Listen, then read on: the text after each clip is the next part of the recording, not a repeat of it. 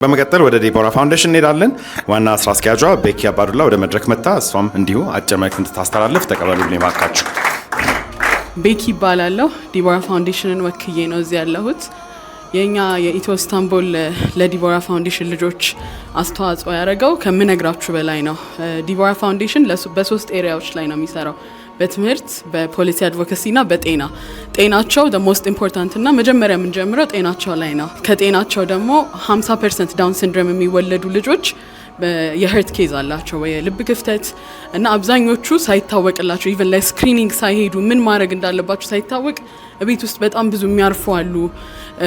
እንደዚህ ሕክምና እድል ደግሞ ተገኝቶ ሲጠሩ ደግሞ ልጄ እኮ አርፋለች አትደውሉብኝ የሚሉ በጣም የሚያለቅሱ እናቶች አሉና በዛ መሀለኛ ኢትዮ ኢስታንቡል ጋር ፓርትነርሺፕ ፈጥረን እነዚህ ልጆች ነፃ ሰርጀሪ ተጣለው ሲል ከፋውንዴሽናችን ካለብን በጣም ትልቁን ፕሮብሌም ፊክስ የተደረገው በኢትዮ ኢስታንቡል ነው የምለው።